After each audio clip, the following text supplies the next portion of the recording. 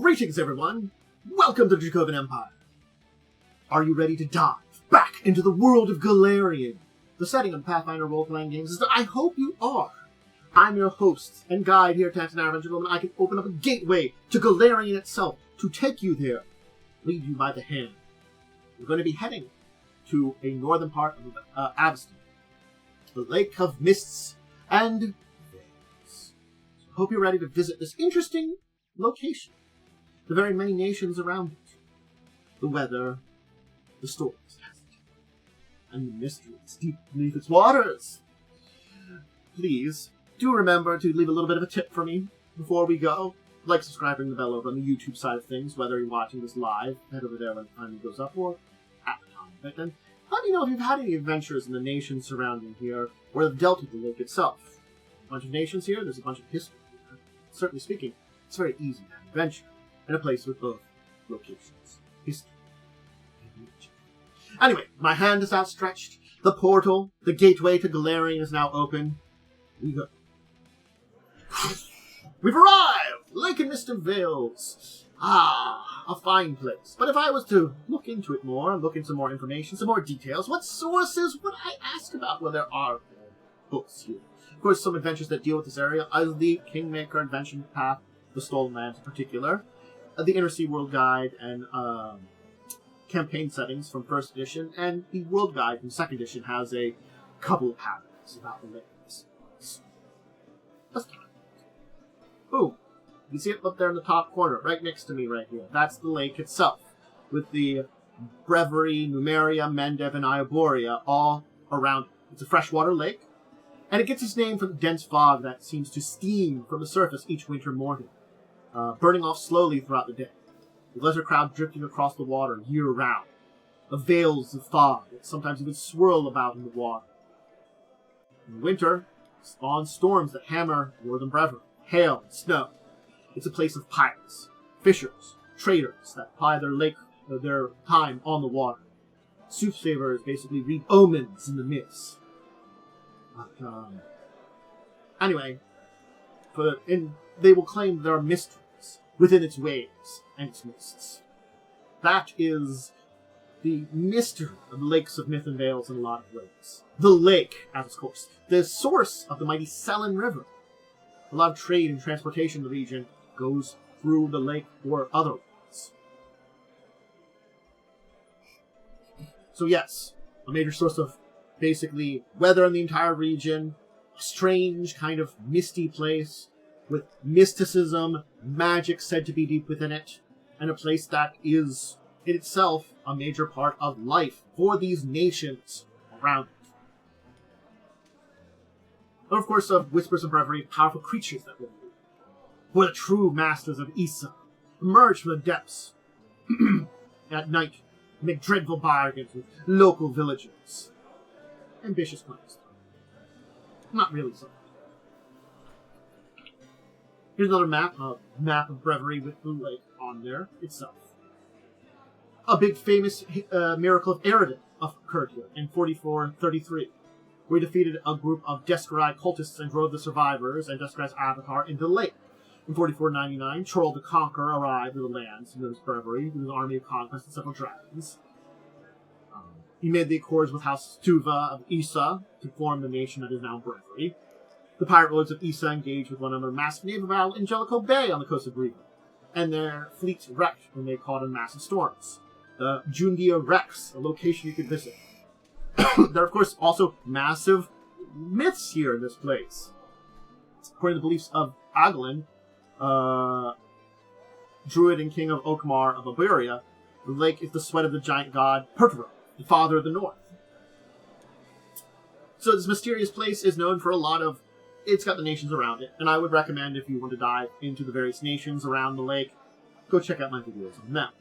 But it being this kind of area between all these nations, has its own myths, legends, and the people of the lake can be a little bit more of the lake. They are of the nations, but they are also of the lake in a lot of ways. The outlines of enormous hulks can be found beneath the surface of free of silt or aquatic penetrations. Huge massive bubbles have floated up to the surface twice in living memories, releasing sweet-smelling gases that are called hallucinations on sailors, who may have had long-term effects from this. The Crewman Isle, Claw Point, Chelco Bay, Winterbreak Bay are all interesting areas in here.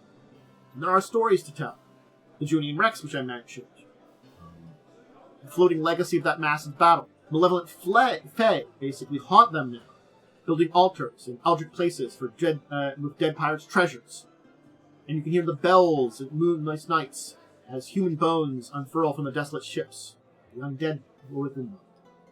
In the north of Chelsea, beyond the shore's sight, where a still patch of water lays undisturbed by wind or wave, and deep under the surface is that hulk I talked about, where the bubbles come up from and cause death. So these are very mysterious places and mysterious things that exist within the Lake of Distant Lands. But that'll be it for that in a lot of ways.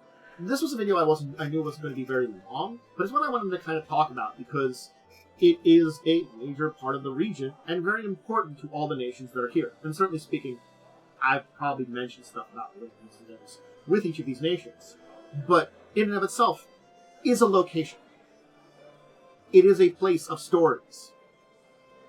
Small islands, fishermen, pirates, travelers, traders, merchants, all dealing with the lakes, traveling between locations on its shore, between the many nations. Yes, it isn't as probably well known or treaded as places like the Inner Sea or other parts of this entire planet. There are the lakes, which could perhaps be called upon in many other ways and have deeper stories than this one. Lake Carthage, for one thing.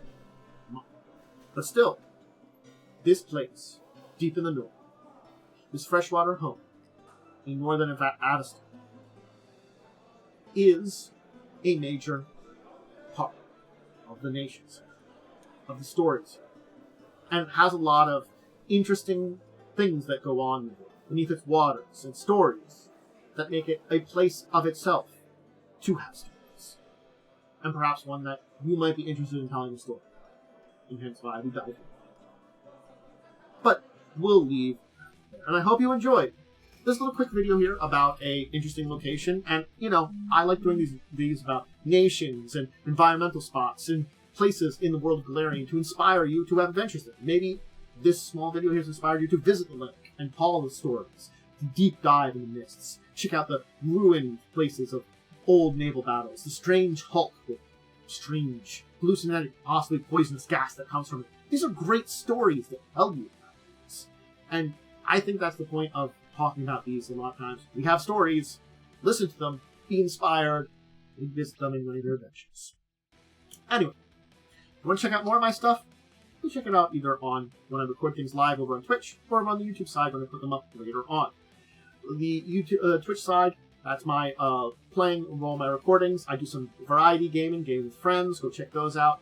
I have, of course, Fall of Avistan, which will be starting up soon on Wednesdays at 8. You can join me live for that, and that'd be great. That's a live play of Pathfinder 2nd Edition using a unique world, so we're not in Golarion for that one. I will do some 2nd Edition in Golarion at some point in time. And then discussing Tabletop Saturday at 6, where we talk about news of the week, paper special things. All the stuff that's tabletop related goes up on the YouTube channel, so if you're checking us out there, that's the tabletop stuff. In the gaming stuff, I'll eventually maybe do it. But anyway, just remember, hey, liking, subscribing, ringing the bell, letting me know what you think of all this, and, you know, were you inspired by this? I kind of got some ideas when hearing about this and looking into this a little bit. I tried to find some more details. There isn't a lot, but enough of it that I kind of still wanted to do the episode. And then, of course, check out my social medias. That's my Discord, Blue Sky, Twitch/X. That's the order of importance there. Cat pics, updates on schedules, life going on, all those kind of things, all go up there. Anyway, I'm going to go hang out with Twitch chat, maybe do some more recordings, maybe do some other stuff. Until the next time, I bid all of you out there a deep and wonderful farewell.